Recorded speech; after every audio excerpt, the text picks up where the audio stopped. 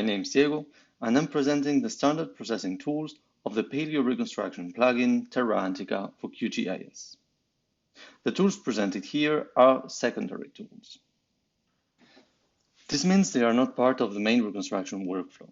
They are dedicated to smaller tasks related to the map enhancement and can be used at different steps of the reconstruction.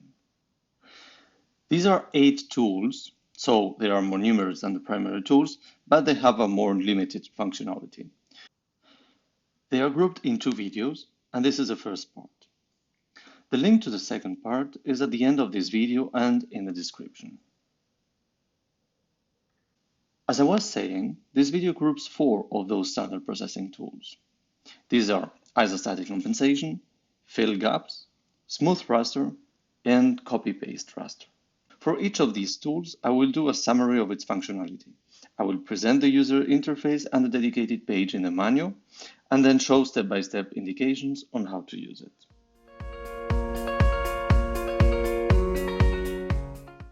Let's start with the first one, Isostatic Compensation. Although it's not part of a specific workflow and can be used in different moments of the reconstruction, we consider that the best moment to use it is before setting the paleo shoreline. This is either before or after the compilation of the topography and bathymetry.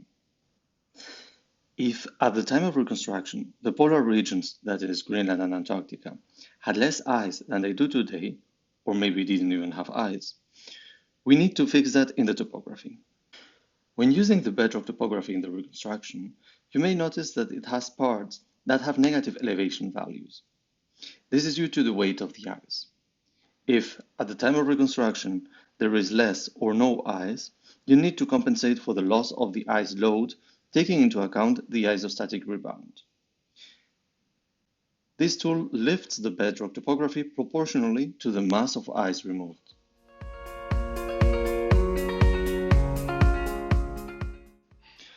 Go to the icon of the standard processing tools and select Isostatic Compensation in the list. 6 tools are grouped under this module, so the first thing to do is select up here which one we are using. Now we see the right interface for Isostatic Compensation. The help text on the right describes the parameters and the different options that this tool offers. If you click Help on the lower left-hand corner, you will go to the manual. This is a static website with all the documentation about Terra Antiqua and step-by-step indications for each tool. Here you have all the info about the tools, technical details, warnings, and even guiding tips. It works as a complement of the help text in the tools dialog I showed before. This is a page for Isostatic Compensation. In this blue box, you can find technical information about the tool's functionality. This is a formula used by the algorithm to lift the topography, for example. For the rest of the video, I will follow these step-by-step indications. Feel free to pause this video at any moment and take your time to read these paragraphs and the help text on the tool, since they are much more detailed and include some specific recommendations. Let's go back to the tool. We need to enter here the bedrock and ice topographies and indicate how much ice is removed for the tool to calculate the isostatic rebound.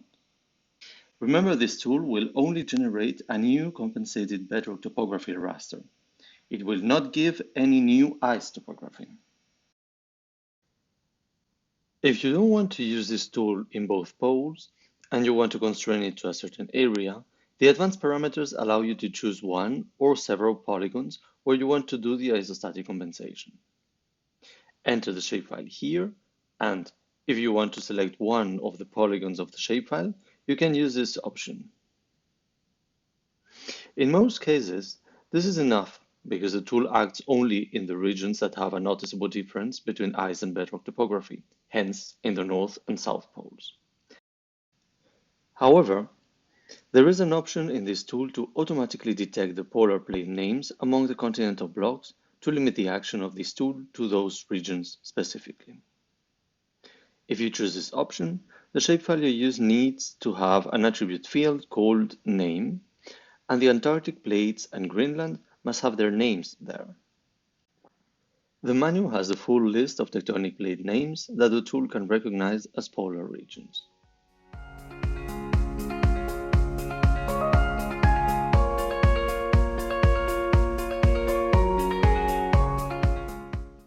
In this video, I will describe 3 more standard processing tools. All of these are under the same module called Standard Processing Tools in this icon. In this menu, you can choose which one of these tools to use. This means the interfaces are very similar, and a common part to all of them is the definition of the output file path. I will explain it once and refer to this part in the rest of the video. Feel free to use the chapters option to come back here anytime. Once it's all set, you can either define an output file path or use the default one, which will create a file in the temporary folder of your system. If anything goes wrong, check this log and refer to the section in the manual about troubleshooting or use the contact form to report the problem. The link is at the bottom of every page or here in contributions.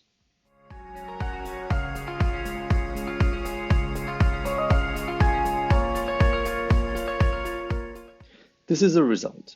Comparing these to the original bedrock topography, you can see that the bedrock topography has been lifted. As I mentioned, we recommend doing this before setting the paleo shorelines to be sure to get the right ice thickness values for the parts close to the shoreline.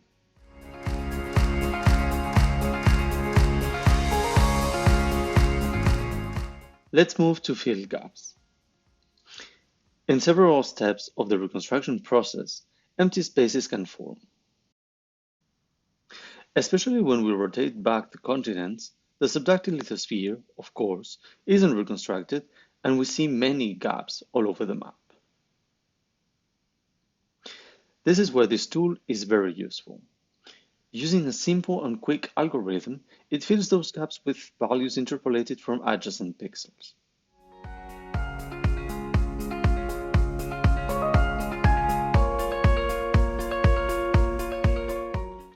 Go to the icon of the Standard Processing Tools and select Fill Gaps in the list.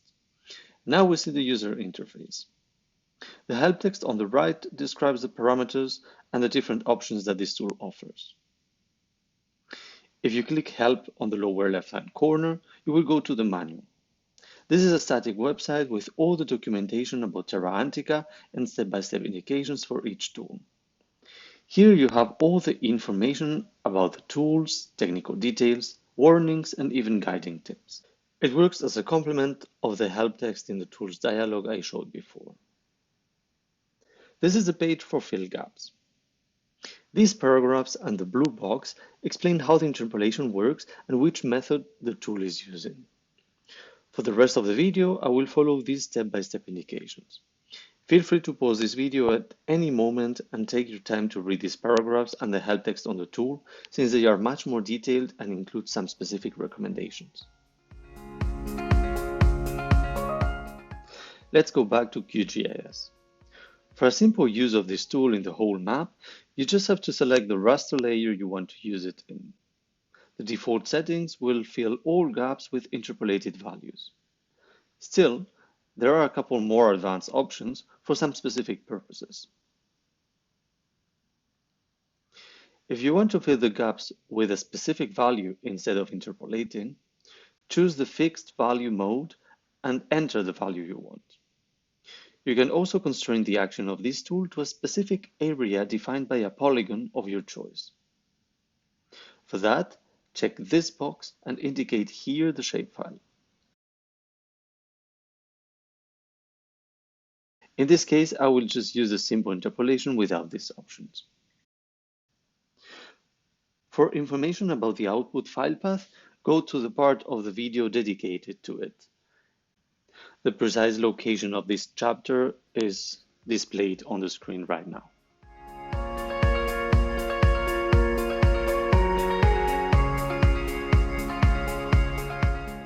This is the result. You see all gaps have been filled, and since those values are interpolated from the surroundings, they look realistic in most cases. Of course, for the regions you have data about, you should use some of the primary tools, like modify or create topobathymetry, or even set the paleo shorelines again if you notice that the shoreline has moved somewhere. There is one option that I haven't mentioned. At the end of the parameters, you have the possibility to smooth the raster after the interpolation. This is a sort of reduced version of the next tool I am presenting, called Smooth Raster.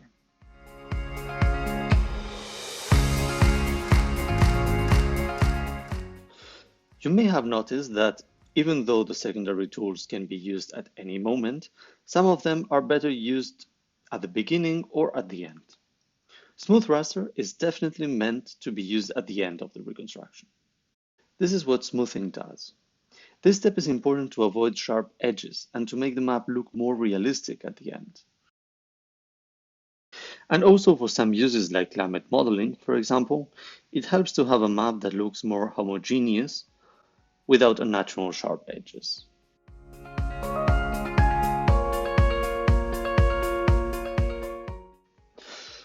Go to the icon of the standard processing tools and select Smooth Map in the list.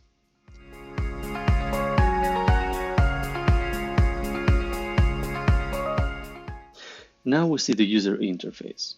The help text on the right describes the parameters and the different options that this tool offers. If you click Help on the lower left-hand corner, you will go to the manual. This is a static website with all the documentation about Terra Antiqua and step-by-step indications for each tool. Here you have all the info about the tools, technical details, warnings, and even guiding tips. It works as a complement of the help text in the tools dialog I showed before. This is the page for Smooth Raster.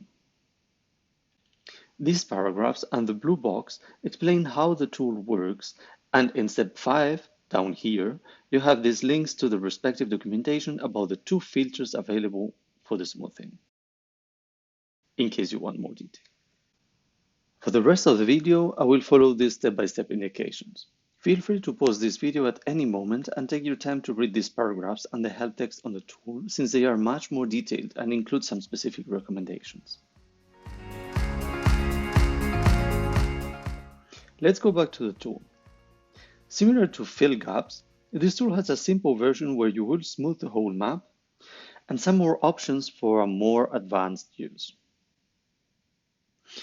For a simple use, you have to select the raster layer, the smoothing type, check the manual for details on the 2 filters available, and the smoothing factor. To make it simple, the higher the factor, the smoother the map. But a higher factor will blur the map more, which can cause loss of data. So it's up to you to find the right balance. You can also constrain the action of this tool to a specific area defined by a polygon of your choice. For that, check this box. Select the polygon or polygons of your choice on the map canvas and indicate here the shapefile. For this example, I'm using one of the paleoshoreline polygons. One of the big advantages of Terra Antiqua is that you can create maps of the same period but with different parameters and then compare them. This is useful for climate modelers, for example. They can try out different versions of the paleogeography and see how the climate is affected by differences in elevation, shape, or position of mountains and gateways. This tool has one advanced parameter that could be useful in some cases. When using a certain smoothing factor for a map, and then using a different one for another version of the map, the shorelines will look different, hindering comparison and making the use of these maps in climate models difficult. To avoid that, you can use this option. The step 8 in the manual explains a bit more in detail what this does. For information about the output file path, go to the part of this video where it's mentioned in detail. You have the precise minute and seconds on the screen.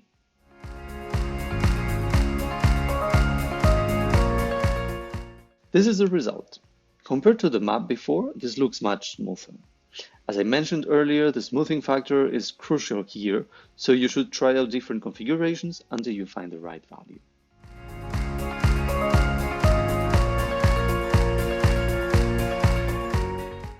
The last tool I'm showing in this video is called Copy-Paste Raster. The name is very straightforward. It's a small but very useful tool that allows you to take a region of a map and use it to replace the same region in another map. For the reconstruction of Antarctica 30 million years ago, for example, you can assume the ice had formed to similar extensions to today's. It will thus make more sense to use the ice topography. However, we're working with the bedrock topography because of Greenland, which didn't have ice yet. Here is where copy-paste raster gets useful. You can copy Antarctica from the ice topography raster and paste it into the bedrock topography map.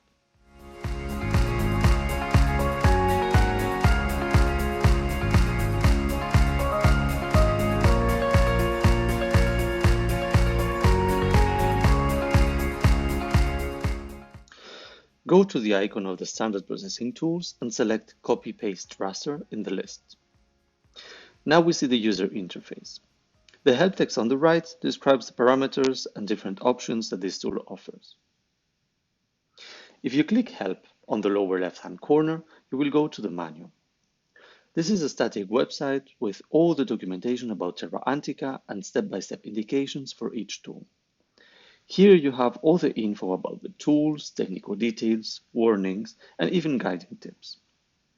It works as a complement of the help text in the tools dialog I showed before. This is the page for copy-paste raster. For the rest of the video, I will follow these step-by-step indications and copy Antarctica ice topography to paste it into the bedrock topography map so that it can be used in the following steps of the reconstruction. Feel free to pause this video at any moment and take your time to read these paragraphs and the help text on the tool, since they are much more detailed and include some specific recommendations. Let's go back to the tool. We need to enter here the raster where we want to take Antarctica from and the one where we want to copy it to. Under Mask Layer, we have to indicate which shapefile the polygon defining the area of interest is in. In this case, that would be Antarctica. We have this shapefile that contains both Greenland and Antarctica, so we'll have to select the polygon here and then check this option.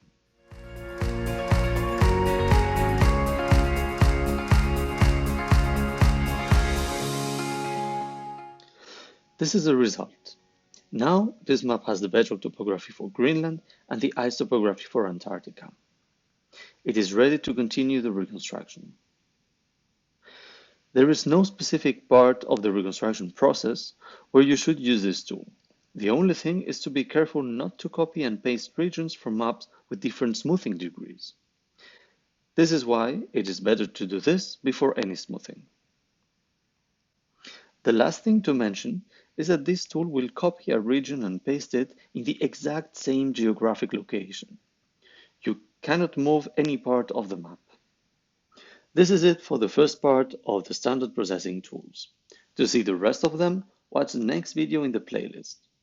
The link to it is also in the description and at the end of this video.